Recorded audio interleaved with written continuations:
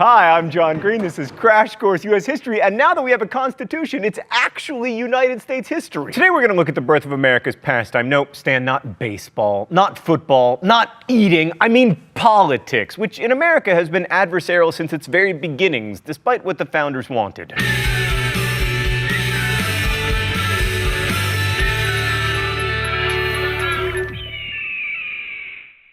We looked at the first big conflict in American politics last week, Constitution or Articles of Confederation. I hope that I convinced you that we made the correct choice, but regardless, we made it. The Constitution passed. But immediately following the passage of the Constitution, a pretty fundamental conflict came up. What kind of country should we be? Mr. Green, the U.S. is supposed to be the policeman of the world and keep all the people in the green parts of not America from hurting themselves. Oh, me from the past. We don't get into that stuff until 1823.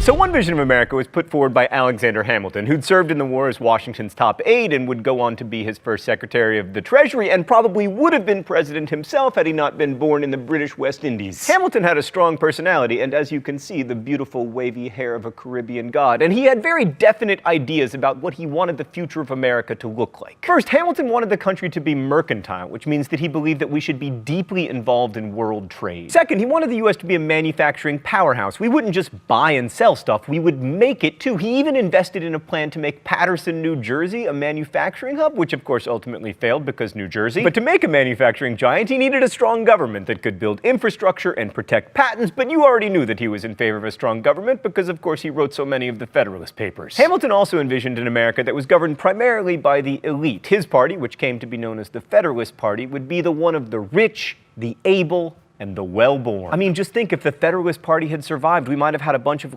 Bushes and Kennedys as president. Hamilton also wanted America to be firmly affiliated with Great Britain, which isn't surprising given his passion for elitism and trade. But there was an opposing view of what America should look like, and it's most associated with Thomas Jefferson. Let's go to the thought bubble. Jefferson wanted an America that was predominantly agrarian, with most people being small-scale, subsistence-level farmers. Maybe they would produce a little surplus for local markets, but certainly not for international consumers. There would be no international trade. And he didn't want manufacturing either. This small-scale local economy could best be served by a small-scale local government. It's not a surprise to find that Jefferson's sympathies lay with the anti-federalists, even though he benefited from the new Constitution a little bit since, he eventually got to be president and everything. Unlike the elitist Hamilton, Jefferson was an avowed Democrat, which meant that he distrusted concentrated power and privilege and believed that the masses could basically govern themselves. To him, government and concentrated economic power were greater threats to liberty than a tyrannical majority.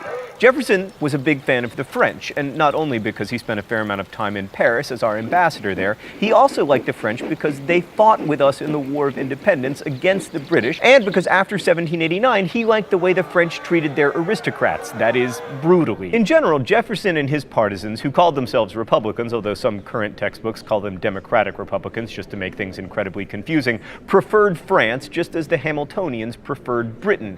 And this was a bit of a problem because France and England were pretty much constantly at war between 1740 and 1815. Thanks, Thought Bubble. So linked to these imagined Americas were the questions of how democratic we should be and how much free speech we should have. Jefferson and the Republicans wanted more democracy and more free speech. Well, sort of. I mean, during Washington's presidency, Democratic-Republican societies sprang up, the first opposition political parties, and in 1794, the Democratic-Republican Society of Pennsylvania published an address which made the point that, quote, freedom of thought and a free communication of opinions by speech or through the medium of the press are the safeguards of our liberties. The Federalists, on the other hand, saw too much free speech and democracy as a threat. And from this, it sounds like the Republicans were better Democrats, but it's a lot more complicated than that. I mean, for one thing, many Republicans, including Thomas Jefferson, were slaveholders, and slavery is kind of the opposite of democracy. And for another, many were supporters of the French Revolution, and supporting the French Revolution after 1793 is pretty problematic. Because as you'll remember from Crash Course World History, Robespierre was guillotining everyone up until the point where he himself was guillotined. Okay, so in the first real American presidential election, there weren't any political parties. There wasn't even a campaign. The election was uncontested and George Washington won. He didn't even have to run for office. He stood for it. Washington's presidency is important for a number of precedents that he set, including the notion that a president should only serve 2 terms and the idea that even if he was a general, the president should wear civilian clothing.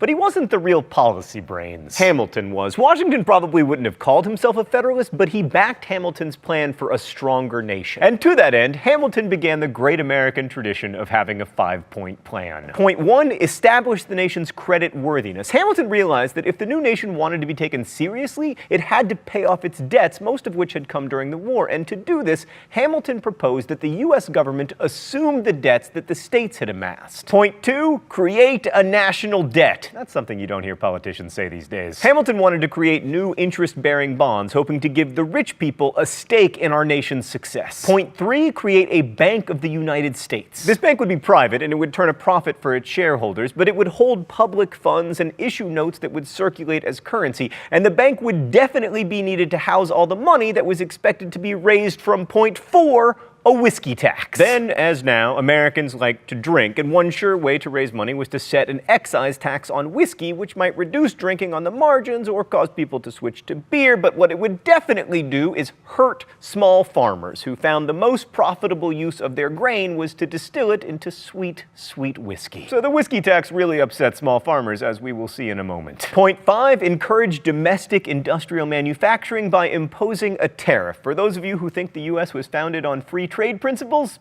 think again. Now, you'll remember that the Republicans wanted an agrarian republic with freer trade, so they disliked pretty much all of Hamilton's plan. They also argued that none of this was in the Constitution, and they were right. This position of expecting government to be limited by the text of the Constitution came to be known as strict construction. But the Republicans lacked a 5-point plan of their own, so their only hope of success was to shave Hamilton's 5-point plan down to 4 points, which is what they did. In 1790, Republicans, many of whom were Southerners like Jefferson, struck a bargain. They agreed to points 1 through 4 of Hamilton's plan in exchange for a permanent capital on the Potomac in the South, as opposed to the first 2 temporary capitals of the U.S. in New York and Philadelphia. So the Hamiltonian economy won out for a while. Probably the most immediately controversial aspect of Hamilton's plan was the whiskey tax, and not just because people loved to drink, but also because farmers loved to turn their rye into whiskey into profits. In 1794, Western Pennsylvania farmers even took up arms to protest the tax, and that clearly could not stand. Washington actually led, at least for part of the way, a force of 13,000 men to put down this whiskey rebellion, becoming the only sitting president to lead troops in the field, and America continued to tax booze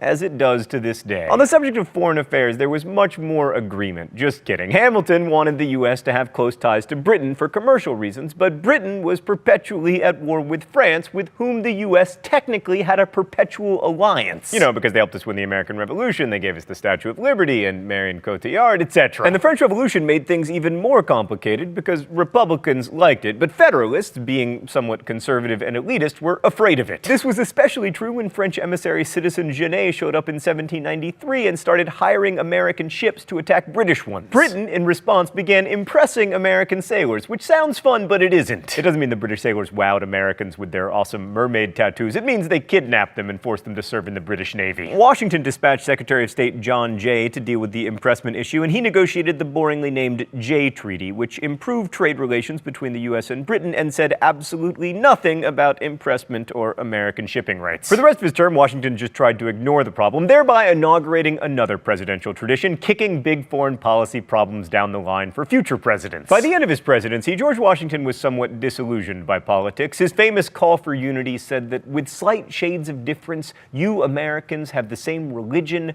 manners, habits, and political principles. Washington warned against the baneful effects of the spirit of party generally, saying that it agitates the community with ill-founded jealousies and false alarms, kindles the animosity of one part against another, foments occasionally riot and insurrection. It opens the door to foreign influence and corruption. Still, by the time the diminutive John Adams took over as the second president, Americans had already divided themselves into 2 groups: elitist Federalists and Republicans, who stood for freedom and equality and... oh, it's time for the mystery document? The rules here are simple.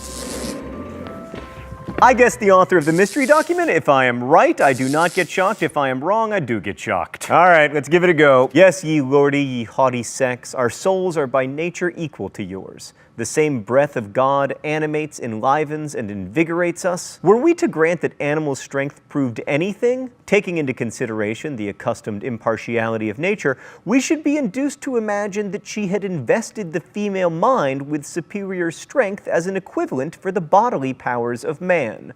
but waiving this, however palpable advantage, for equality only, we wish to contend. So the author of the mystery document is a badass woman. So we have here an argument, and a bit of a snarky one, for equality between men and women. All right, I can do this. Elizabeth Cady Stanton is too young, also probably not funny enough.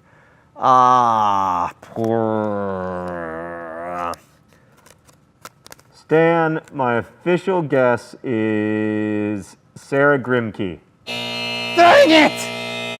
Oh. Judith Sargent Murray. Oh, well, you know, as part of the patriarchy, I probably deserve this anyway. So Judith Sargent Murray reminds us that once unleashed, ideas like liberty and equality spread to places where neither the male Federalists nor the male Republicans wanted them to go. But back to Adams. His election in 1796 exposed a big flaw in our electoral system. Because the vice presidency went to whomever had the second highest total number of electoral votes, and that person happened to be Thomas Jefferson, we ended up in a situation where the president and the vice president were on opposite sides of the political spectrum, which was not good. So they changed the Constitution, but not until after the next election, which featured another screw-up. We are awesome at this! Side note, the Electoral College system would continue to misrepresent the will of the American voters, most notably in 1876, 1888, and 2000, but also in every election! Domestically, Adams continued Hamilton's policy, but Adams' presidency is best known for foreign problems. Especially the way Adams' administration totally overreacted to problems with France. Because we were trying to maintain good commercial relationships with England, and England was perpetually at war with France, France ended up in a quasi-war with the United States despite our eternal alliance. They disrupted our shipping, we felt nervous about their increasingly violent revolution, and then, after 3 French emissaries tried to extort a bribe from the US government as part of negotiations, the so-called XYZ affair, because we didn't want to give the names of these bribe-seeking French scoundrels, the American public turned against France somewhat hysterically,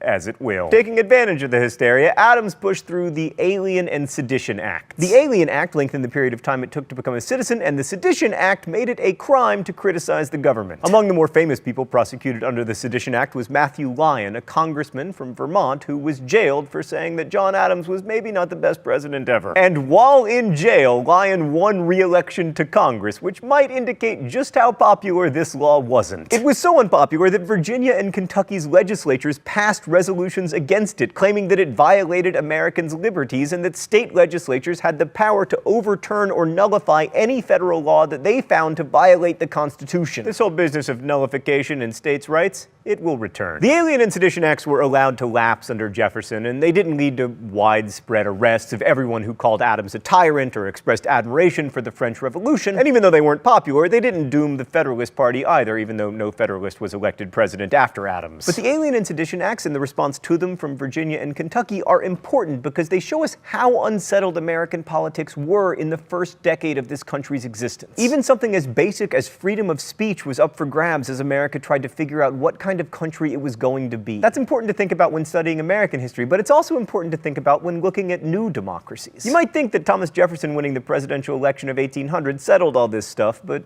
it wasn't so simple. It never is, really. Thanks for watching. I'll see you next week. Crash Course is produced and directed by Stan Muller. Our script supervisor is Meredith Danko. The associate producer is Danica Johnson. The show is written by my high school history teacher, Raoul Meyer, and myself, and our graphics team is Thought Cafe. If you have questions about today's video, particularly if they're actual questions and not passive-aggressive attempts to impose your ideology upon other people, leave them in comments where they will be answered by our team of historians. We're also accepting your submissions for Libertage captions. Thanks for watching Crash Course, and as we say in my hometown, don't forget to be awesome.